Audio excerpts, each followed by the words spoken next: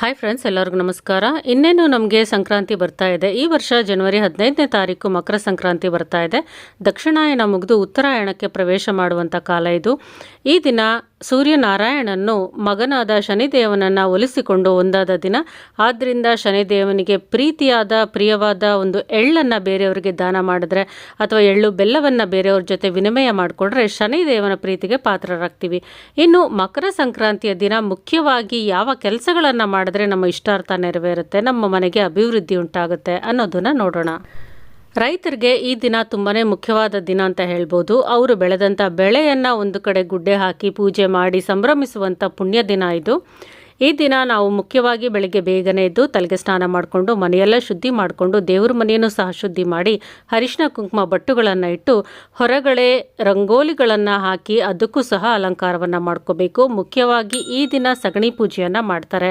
ಹಸುವಿನ ಸಗಣಿಯನ್ನು ಹಿಂದಿನ ದಿನಾನೇ ತಂದಿಟ್ಕೊಂಡು ಅದನ್ನು ಶುದ್ಧಿ ಮಾಡಿಕೊಂಡು 5 ಅಥವಾ 7 ಗೋಪುರಗಳನ್ನಾಗಿ ಮಾಡಿಕೊಂಡು ರಂಗೋಲಿ ಮಧ್ಯಭಾಗದಲ್ಲಿ ಸುತ್ತಲೂ ಸಗಣಿ ಮುದ್ದೆಗಳನ್ನು ಇಟ್ಟು ಅದಕ್ಕೆ ಅರಿಶಿನ ಕುಂಕುಮ ಇಟ್ಟು ಅದಕ್ಕೆ ಪೂಜೆಯನ್ನು ಸಲ್ಲಿಸಬೇಕು. ಇನ್ನು ಸಗಣಿ ಪೂಜೆ ಮಾಡೋದ್ರಿಂದ ಮನೆಗೆ ಅಭಿವೃದ್ಧಿ ಉಂಟಾಗುತ್ತೆ.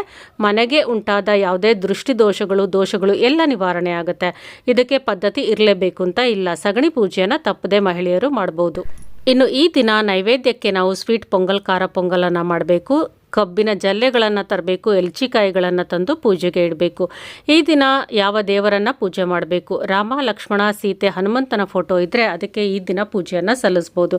ಅಥವಾ ವಿಷ್ಣು, ಲಕ್ಷ್ಮಿ ಅಥವಾ ವೆಂಕಟೇಶ್ವರ ಸ್ವಾಮಿ, ಲಕ್ಷ್ಮಿಯ ಫೋಟೋ ಅಥವಾ ವಿಗ್ರಹಗಳಿಗೆ ಪೂಜೆಯನ್ನು ಸಲ್ಲಿಸಿ ಅರ್ಚನೆಯನ್ನು ಮಾಡಿ ನೈವೇದ್ಯವನ್ನು ಸಮರ್ಪಣೆ ಮಾಡಬೇಕು. ನಮ್ಮ ಮನಸ್ಸಿನಲ್ಲಿ ಯಾವುದಾದ್ರೂ ಚಿಂತೆ ಕಾಡ್ತಾ ಇದೆ, ಕೆಲಸಗಳು ಆಗ್ತಾ ಇಲ್ಲ, ಎಲ್ಲದಕ್ಕೂ ಅಡೆತಡೆಗಳು ಆಗ್ತಾ ಇದೆ ಅಂತ ಹೇಳಿದ್ರೆ ರಾಮ, ಲಕ್ಷ್ಮಣ, ಸೀತೆಯರ ಫೋಟೋಗೆ ಈ ದಿನ ಭಕ್ತಿಯಿಂದ ಪೂಜೆಯನ್ನು ಸಲ್ಲಿಸಿ ನೈವೇದ್ಯವನ್ನು ಇಟ್ಟು ನೀವು ಪೂಜೆಯನ್ನು ಮಾಡ್ಬೋದು.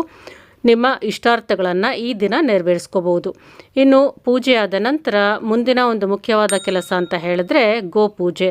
ಈ ದಿನ ಗೋಪೂಜೆಯನ್ನು ಮಾಡೋದು ತುಂಬಾ ವಿಶೇಷ. ಮಕರ ಸಂಕ್ರಾಂತಿಯ ದಿನ ಮನೆ ಹತ್ತಿರ ಇರುವಂಥ ಯಾವುದಾದ್ರೂ ಹಸುವಿಗೆ ನೀವು ಕಾಲಿಗೆ ಅರಿಶಿನ ಕುಂಕುಮ ಬಟ್ಟನ್ನು ಇಟ್ಟು ಪೂಜೆಯನ್ನು ಸಲ್ಲಿಸಿ ತಿನ್ನೋದಕ್ಕೆ ಸ್ವೀಟ್ ಪೊಂಗಲ್ ಆಗಿರ್ಬೋದು, ಕಬ್ಬಿನ ಜಲ್ಲೆ, ಬೆಲ್ಲವನ್ನು ಕೊಟ್ಟು ತಿನ್ನೋದಕ್ಕೆ ನಂತರ ಆಶೀರ್ವಾದವನ್ನು ಪಡ್ಕೊಂಡ್ರೆ ಮುಕ್ಕೋಟಿ ದೇವರುಗಳ ಆಶೀರ್ವಾದ ನಮಗೆ ಈ ದಿನ ಸಿಗುತ್ತೆ. ಸಂತಾನ ಭಾಗ್ಯಕ್ಕೆ ಎದುರು ನೋಡ್ತಾ ಇರುವಂಥ ಮಹಿಳೆಯರು ಗೋಪೂಜೆಯನ್ನು ತಪ್ಪದೇ ಮಾಡಬೇಕು. ಇನ್ನು ಕನ್ಯಾಮಣಿಯರು ಗೋಪೂಜೆ ಮಾಡೋದ್ರಿಂದ ಉತ್ತಮ ವರ ಸಿಗುತ್ತೆ ಅಂತ ಹೇಳ್ಬೋದು.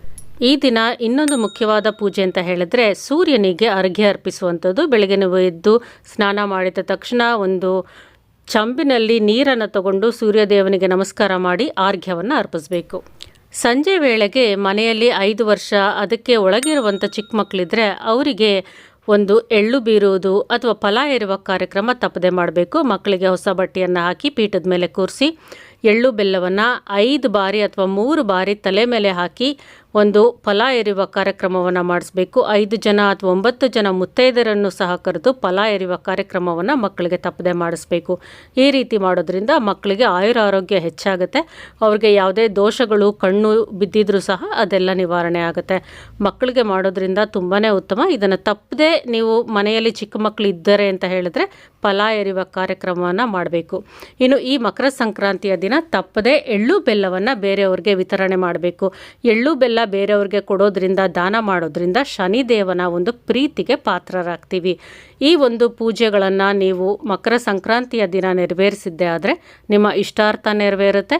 ನಿಮ್ಮ ಮನಸ್ಸಿನಲ್ಲಿರುವ ಗೊಂದಲ ಎಲ್ಲ ನಿವಾರಣೆಯಾಗಿ ಮನೆಗೆ ಒಳ್ಳೆಯದಾಗುತ್ತೆ. ಎಲ್ಲರಿಗೂ ನಮಸ್ಕಾರ. Thank you for watching.